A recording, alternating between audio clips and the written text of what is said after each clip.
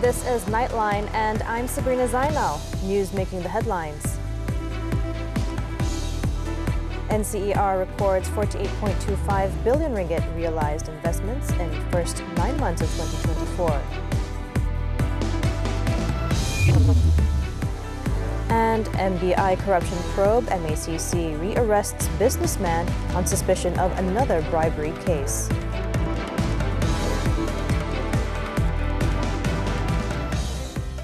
Good morning. We begin with this story. The Northern Corridor Economic Region, NCER, has successfully realized 48.25 billion ringgit in investments in the first 9 months of this year. This marked a 60% increase compared with the same period last year, and according to Prime Minister Datuk Sri Anwar Ibrahim, NCER also saw 10,529 new job opportunities created through these realized investments. Anwar, who is also the finance minister, announced the impressive performance on his social media account after chairing the 32nd Northern Corridor Implementation Authority (NCIA) meeting on Wednesday. He added the meeting also discussed the need for additional initiatives to support the investment ecosystem in line with the NCER Strategic Development Plan 2024 to 2030. During the meeting, NCIA presented 4 major initiatives aligned with the Madani economy's goals, including a technology innovation center, agro-food hub, energy transition, and rare earth resource value chain. Anwar stated that such planning is important to ensure the NCER continues to attract investments related to strategic, high-impact and high-value industries. Prior to this, the Prime Minister revealed that the East Coast Economic Region, ECER, had secured 13.3 billion ringgit in realized investments as of last month. This amount involves 21 projects that are capable of creating 8,700 job opportunities in various industries, including steel manufacturing, petrochemicals, biomass products, and tourism.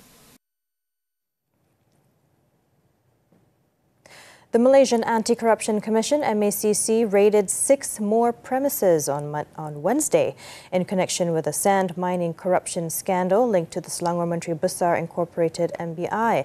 It is understood that the premises comprised 5 office units and 1 residential property located across the Klang Valley. Meanwhile, a businessman who was remanded by the MACC since Thursday over allegations of corruption involving MBI has also been detained again by the graft buster. MACC Chief Commissioner Tan Sri Azamvaki confirmed that the businessman, who was linked to an influential politician, was rearrested on Tuesday and has since been remanded for 5 days, but did not disclose any further details. According to an MACC source, investigators decided to detain the suspect again due to new information which suggested that he may be involved in another corruption case related to MBI, but involving a different project.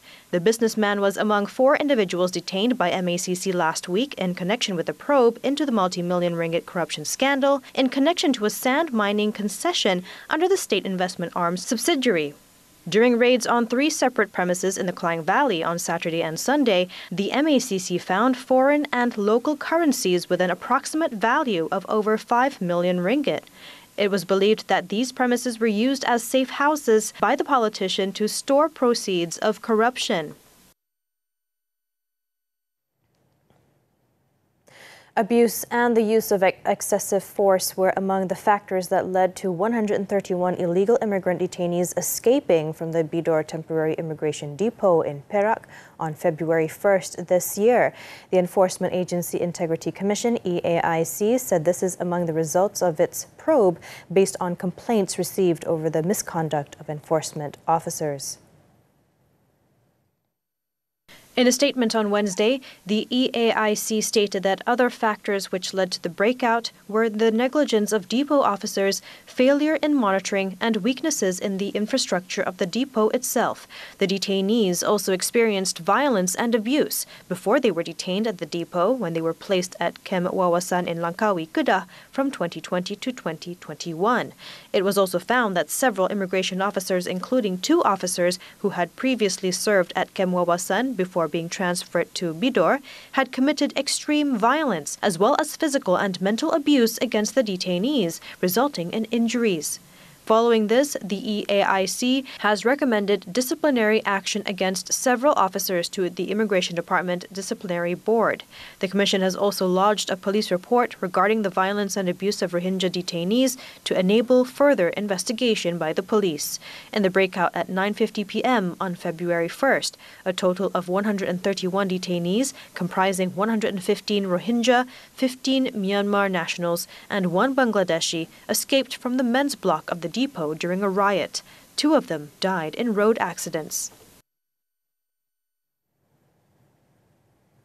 Now, the Customs Department has thwarted 3 separate attempts to smuggle drugs at Kuala Lumpur International Airport, KLIA, recently, with seizures totaling over 7.17 million ringgit. One of the seizures was also the largest drug haul by the department's Central Zone Unit 3 so far this year.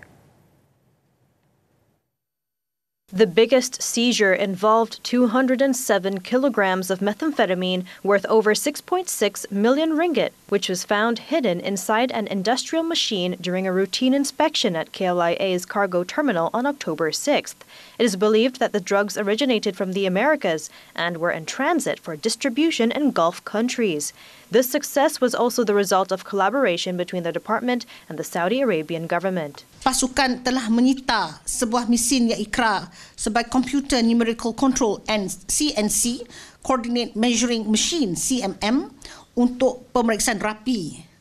Hasil pemeriksaan yang dilakukan, pasukan telah menemui 40 bungkusan plastik lucina yang di dalamnya mengandungi serbuk kristal putih disyaki dadah jenis methamphetamine yang telah disembunyikan di dalam ruangan khas secret compartment mesin tersebut. In an unrelated case, 2 local men in their 30s were remanded for attempting to smuggle in 33 kilograms of drugs worth 102,300 ringgit at the KLIA Terminal 1 on October 10th. The suspects, who arrived via flight from a neighboring country, were arrested after checks on their luggage led to the discovery of 58 airtight plastic packages containing ganja. In another case, customs personnel found a box containing 10.12 kilograms of methamphetamine and ketamine worth approximately 451,420 ringgit, which was left at a check-in scanner at KLIA Terminal 2 on October 6th. Authorities are currently identifying the individual who left the box, which had a flight tag from Kuala Lumpur to Miri. All 3 cases are being investigated under the Dangerous Drugs Act. Moving on, there are some individuals seen spying on the children rescued from charity homes operated by Global Ikhwan Services and Business Holdings, or GISBH. Women, Family and Community Development Minister Datuk Sri Nancy Shukri said that it is uncertain whether these individuals are the children's parents or unrelated parties. Kita dapat memahati ada tempat-tempat kita, ada orang yang mengintai di luar sana. Jadi kita tidak tahu ini sama ada ini bapa ke siapa. Jadi kita tak dapat sembarangan. Sebab itu tempat itu dikatakan tempat selamat. Bila kita tempat selamat itu, kita the first thing that kita perlu buatlah tempat itu mesti perlu betul-betul selamat. As of Tuesday, there are 560 children residing in the shelters after the Social Welfare Department secured a temporary 2-month custody order from the court. Nancy added that her department would apply for an extension of the Children's Protection Order if the current period expires before investigations are completed.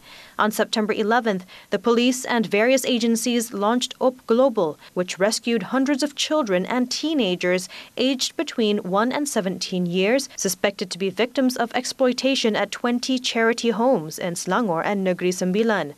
The raid revealed that the children and teenagers who were residents of the charity homes were victims of neglect and abuse.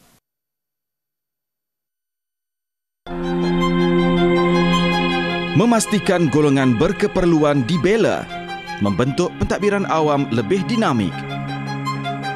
Strategi capai ekonomi lebih makmur. Meningkatkan daya saing ke arah menjadi negara berpendapatan tinggi. Saksikan Belanjawan 2025 Jumaat 18 Oktober 3 petang di TV3. Juga stream langsung di Tonton.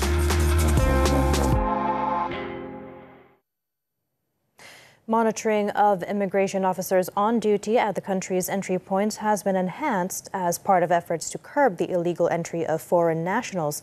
The Dewan Rakyat was told on Wednesday that this move aims to prevent misconduct among the immigration officers who may collude with syndicates involved in counter-setting activities. Home Minister Datuk Sri Saifuddin Nasution Ismail said the measures implemented by the Immigration Department to combat counter-setting syndicates include increasing the supervision of officers on counter duties, monitoring through closed-circuit television, CCTV, in control rooms, and conducting spot checks at immigration counters. In addition, counter officers are prohibited from carrying communication devices and are subjected to body searches before and after duty. Bahkan Immigration juga sudah pun mewujudkan pasukan khas yang membuat rondaan sebelum daripada pengembara ini pergi ke kaunter immigration. Jika pasukan ini mengesan mereka ini berlama-lama, 5 jam, 6 jam, 7 jam, 8 jam masih tak pergi ke kaunter, bermaksud sedang tunggu isyarat daripada sindiket. Saifuddin added the Immigration Department, in collaboration with various enforcement agencies, has thwarted 47 syndicates involved in the illegal entry of foreign workers into Malaysia as of October. To date, 1,285 syndicate members and illegal immigrants have been arrested as a result of the crackdown. The department is also in the process of finalizing the procurement of an advanced passenger screening system, APSS, as well as upgrading its CCTV systems at entry points with enhanced audio and visual features.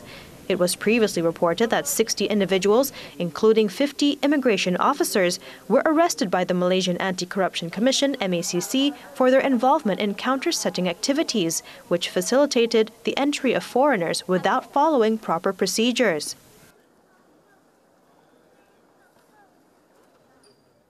The Plantation and Commodities Ministry will discuss with the Finance Ministry to increase the assistance provided in the oil palm replanting grant in order to boost productivity among smallholders. Its Minister, Datuk Sri Johari Abdul Ghani, said the grant can increase oil palm production, which has since declined to 18.6 million tonnes. According to Johari, the government has allocated 100 million ringgit for the replanting program this year by providing 50% of the grant to smallholders, while the remaining 50% is given through loans. Jadi dalam konteks yang berhormat ini memohon supaya 100% grant, saya akan cuba berbincang dengan pihak Kementerian Kewangan, bukan saja untuk menambahkan penanaman semula ini, tetapi lebih kepada tengok bagaimana kita mempermudahkan pekebun-pekebun kecil ini dapat meningkatkan pengeluaran mereka. Kerana dalam negara kita pernah mengeluarkan kelapa sawit melebihi 20 juta metrik tan. Tetapi hari ini pengeluaran kita telah menguncup kepada 18.6 juta metrik tan. This year, the oil palm replanting grant targets a planted area of 5,900 hectares. As of October, the government has received a total of 2,311 applications from oil palm smallholders, and 1,165 of them have been approved, involving a total of 52.9 million ringgit.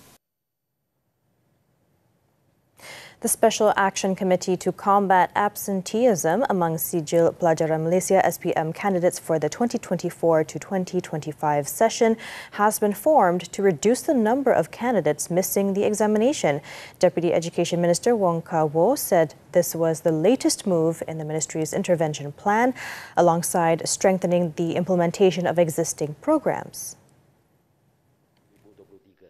Wong told the Dewan Rakyat on Wednesday that other programs include utilizing psychometric assessments to gather information on psychological traits from a mental or emotional perspective to help students recognize their personalities and make decisions based on their abilities. Dengan kolaborasi bersama-sama dengan Kementerian Kewangan, KPM dan Kementerian Kewangan telah pun melancarkan program anak kita Semarak Potensi Malaysia, yang juga salah satu fokus adalah untuk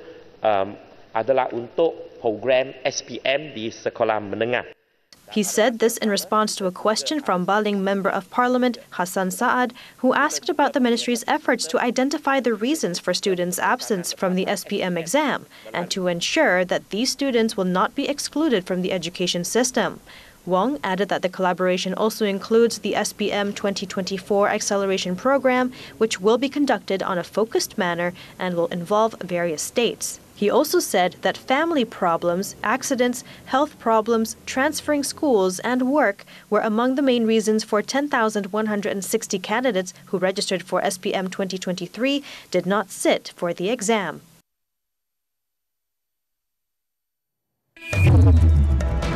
Mayor among 5 dead as Israel strikes South Lebanon. This and more from the Foreign Front when we return. Apa yang menarik di MHI minggu ini? Kepelbagaian orkid Malaysia, hazanah flora negara yang perlu kita pelihara. Tips untuk mengelakkan kecederaan kepada genggedang telinga. Kalau memandu, anda kena ikut lorong yang betul. Kalau tak, anda menjadi punca kesesakan jalan raya. Akta Kawalan Produk Merokok Demi Kesihatan Awam 2024, sinar baru untuk generasi baru, bebas merokok. Rasionalisasi subsidi bagi belanjawan 2025. Jangan lupa temu janji kita Isnin hingga Jumaat. Dan stream melalui Tonton. Jumpa lagi kita dalam dapur panas untuk musim yang terbaru. Sekarang dah tak payah pening-pening. Chill. Setiap minggu, Chef Naim bersama selebriti yang happening. Oh, cantik. Akan tunjukkan resepi mudah, cepat dan semestinya sedap. Very beautiful. Jangan lupa cuba. Semua dalam vibe camping style. Jom upgrade menu camping korang dengan musim terbaru. Dapur Panas mulai 18 Oktober setiap Jumaat 11.30 pagi di TV3 dan stream juga melalui Tonton. Aku tengok tempat tu macam tenang aja, macam tak ada apa-apa je. Itu dulu Bani. Sekarang ni tempat tu memang dah jadi tempat pot dadah. Sabar je lah dulu. Tunggu line clear, baru kau on macam biasa. Saya pesan dekat dia supaya berhati-hati. Macam-macam kemungkinan boleh berlaku kat luar sana jika dia tersilap langkah. Polis Peronda setiap Jumaat 10.30 malam di TV3 dan stream sekarang melalui Tonton. We're back with the Foreign Front. An Israeli airstrike destroyed the municipal headquarters in Nabateh in southern Lebanon on Wednesday, killing the mayor and at least 5 others. Now, according to the Lebanese Health Ministry, Mayor Ahmad Kahil was among the martyrs of the attack. And Lebanese Prime Minister Najib Mikati said Israel had deliberately targeted the meeting at the municipal council that was discussing the city's services and relief situation. Following the deadly attack, the Zionist army released a statement claiming it targeted a number of Hezbollah targets in the Nabateh area. However, no evidence was provided to support the claim, which has been made in other attacks that have killed large numbers of civilians. According to local officials, Zionist warplanes also launched more than 8 airstrikes on several surrounding towns, killing dozens and destroying properties.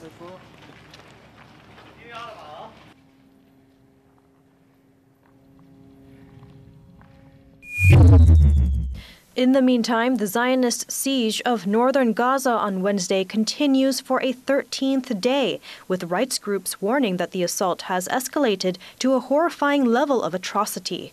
Over the past 24 hours, 65 people were killed in Israel's bombing of Gaza, bringing the tally to 42,409 Palestinians. Some 40 people were reportedly killed or injured after Israel struck an aid distribution center run by the United Nations Relief and Works Agency for Palestine Refugees, or UNRWA, in Jabalia of northern Gaza. At the time of the bombing, many people were waiting for assistance, mostly women and the elderly. Following this, Hamas has called on the international community to take action to stop Israel's serious violations of international law and all humanitarian and international norms.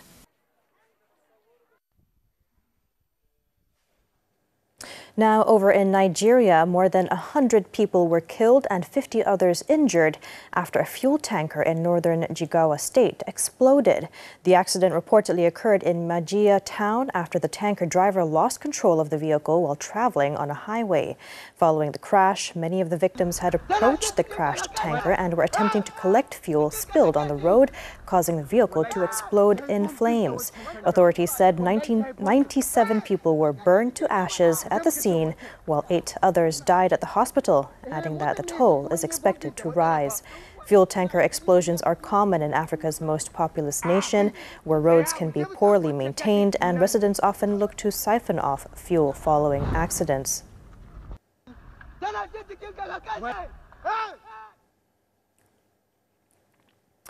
An earthquake with a 6.1 magnitude struck eastern Turkey's Malatya province on Wednesday at a depth of 9 kilometers. According to officials, the quake occurred at 10:46 a.m. local time, with its epicenter in the district of Kale, some 40 kilometers east of the city of Malatya. There were no immediate reports of casualties, as authorities are continuing to assess the situation. However, a total of 3 buildings were left damaged in the provinces of Malatya, and a rockfall occurred in the Turga and Kale districts. Due to the possibility of aftershocks, emergency response teams have been dispatched to the area to provide assistance, and residents have been advised to remain cautious.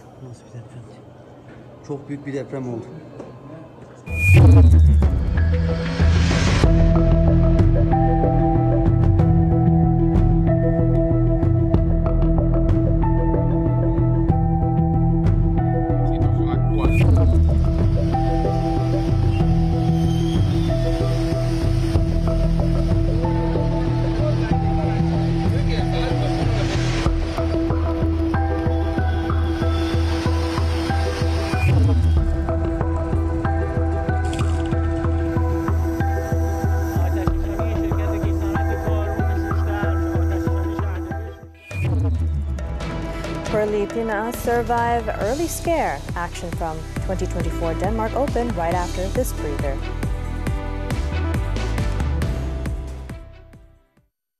Wanita hari ini. Seronok kan tengok kebahagiaan orang lain? Tapi kita pun ada cara bahagia kita sendiri. Ya nah, hang nak makan apa? Bak main menu kedah sikit. Duit bukanlah segala-galanya. Tapi nak hidup ni perlukan duit. Nafkah adalah wajib. Tapi bagaimana pula dengan nafkah mengikut kemampuan? Apakah harapan wanita dalam belanjawan 2025? Ayo suarakan pendapat anda Jumaat ini. Semuanya di WHI TV3 dan stream ditonton. Wanita hari ini. Kahwin pun atas suka sama suka. Sepatutnya kamu tu lebih faham dengan perangai Adria. Jangan ikut perasaan. Syaitan ni memang suka berbisik pada kita. Saya cuba mengalah dengan awak. Buat apa yang awak nak. Mana Adria yang saya kenal dulu mana? Saya tahulah awak masih lagi cinta dengan Harisu. Tak payah nak buat-buat baik untuk Aidil. Jala Cinta, Isnin hingga Khamis 10 malam di Samarinda TV3 dan stream sekarang melalui tonton. Apa yang menarik di MHI minggu ini? Kepelbagaian orkid Malaysia, hazanah flora negara yang perlu kita pelihara. Tips untuk mengelakkan kecederaan kepada genggedang telinga. Kalau memandu, anda kena ikut lorong yang betul. Kalau tak, anda menjadi punca kesesakan jalan raya. Akta Kawalan Produk Merokok Demi Kesihatan Awam 2024, sinar baru untuk generasi baru, bebas merokok. Rasionalisasi subsidi bagi belanjawan 2025. Jangan lupa temu janji kita Isnin hingga Jumaat. Dan stream melalui tonton. Sports now. Badminton, the 2024 Denmark Open. National top women's doubles pair Buletin and Tina advanced to the second round after securing a hard-fought win over Indian pair Triza Jolie and Gayatri Gopijan Pulila on Wednesday. The world number 7 duo, however, had to claw their way back from a set down before pulling off a remarkable 19-21, 21-17, 21-15 victory against the Indian pair. With the win, the Arctic Open runners-up are set to face Korean pair Lee Yu-lim, Shin Sung-chan next for a place in the last 8. To the second round. Joining them were mixed doubles pair Tan Kian-meng and Lai Pei-jing. The duo dominated Ethan van Leuven and Chloe Birch of Britain, winning 21-7, 21-14 in just 30 minutes. Up next, Kian-meng and Pei-jing will take on either South Korea's Kim Won-ho, Jung Nao-yun, or Uttanapak Uktong Jenicha Sujai Preparat of Thailand. However, it was the end of the road for men's doubles pair Go Jae-fei and Nur Izzuddin Mohammad Rumsani, as the recently crowned Arctic Open champions were handed an early exit by Thailand's Hittinupong Kedren Dachapol Puavara Nukro 13-21, 13-21. In the match, the world number 8 duo appeared lethargic, making numerous unforced errors, giving the unranked Thai pair an easy path to the last 16. Meanwhile, national men's singles shuttler Leong Junhao also fell in the first round as he lost 16-21, 14-21 to Indonesian shuttler Jonathan Christie. Despite his valiant effort, Junhao failed to replicate the stunning win he secured against Jonathan in the first round of the Indonesia Open.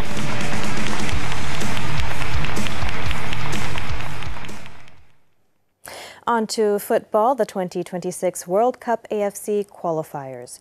Jordan returned to winning ways in style after brushing aside Oman 4-0 at home in their Group B clash on Wednesday. The hosts opened the account in the 26th minute when Yazan Al-Naimat scored a glancing header past keeper Ibrahim Al-Muhaini. After the interval, Oman fell further behind after conceding a penalty, with Ali Olwan calmly sending Al-Muhaini the wrong way to make it 2-0 for Jordan. Al-Naimat put the game beyond Oman's reach in the 54th minute, hurling a low-driven shot past a stunned Al-Muhaini. Olwan then sealed the 4-0 victory in the 87th minute, showing his class as he skipped past a marker before striking a powerful drive into the net. The triumph lifted Jordan to the second place with 7 points, while Oman remained fourth with 3 points.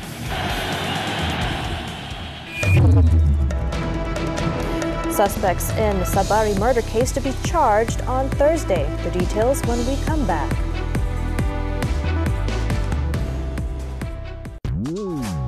Apa yang menarik di MHI minggu ini? Kepelbagaian orkid Malaysia, hazanah flora negara yang perlu kita pelihara.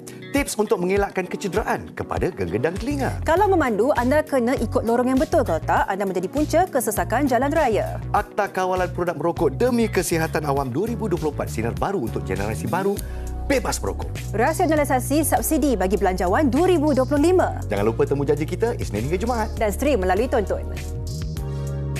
Wanita hari ini. Seronok kan tengok kebahagiaan orang lain? Tapi kita pun ada cara bahagia kita sendiri. Ya nak hang nak makan apa? Bak main menu kedah sikit. Duit bukanlah segala-galanya. Tapi nak hidup ni perlukan duit. Nafkah adalah wajib. Tapi bagaimana pula dengan nafkah mengikut kemampuan? Apakah harapan wanita dalam belanjawan 2025? Ayo suarakan pendapat anda Jumaat ini. Semuanya di WHI TV3 dan stream ditonton. Wanita hari ini. Alah, dah habis tak sempat nak tengok. Drama TV3 Mak? Tengok je lah kat tonton. Telefon nak buat? Telefon Mak. Mula-mula Mak buka tonton, lepas tu tekan sign up here untuk buat akaun baru. Isi nombor telefon, email dengan password. Masukkan nombor TAC dan siap. Ya, senang je. Jadi tengok dasar? Boleh lah. Jadi lah drama Mak tu.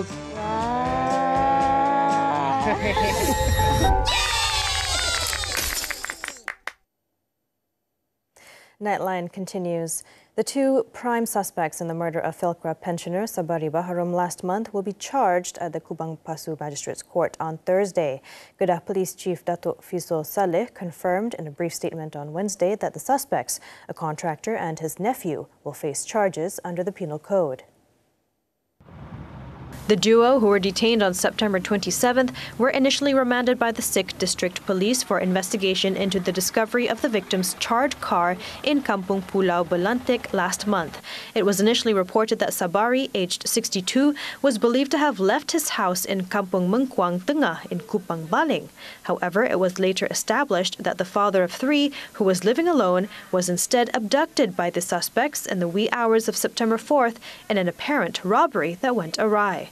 On September 20th, Sabari's children were informed about the discovery of the victim's burnt-out car in Kampung Pulau Belantik, about 60 kilometers from his home. Police obtained a breakthrough into the case after arresting a 62-year-old woman to assist in the probe, after it was discovered that there were suspicious money transfers from Sabari's account following his disappearance. In Johor, two loan sharks who set fire to a house and car of two debtors will spend the next 9 years behind bars. This comes after the duo Zaza Putra Roslan, 32, and Nur Azman Hassan Ashari, 37, pleaded guilty to 2 charges of arson each before Muar Sessions Court Judge Sayani Muhammad Noor.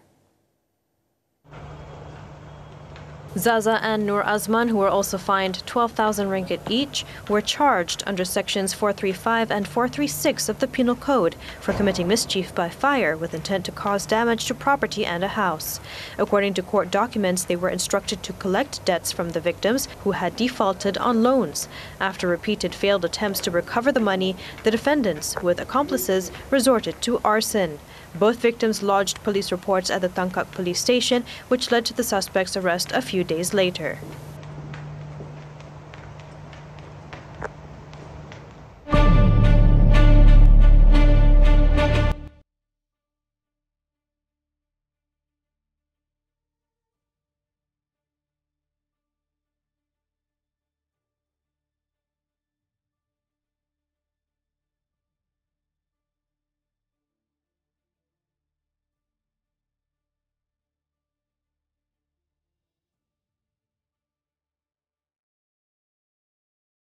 Nightline draws to a close this time around. We leave you with visuals of the Grand Egyptian Museum in Egypt's Giza, which launched its trial opening on Wednesday, giving visitors the opportunity to discover thousands of artifacts all about ancient Egypt.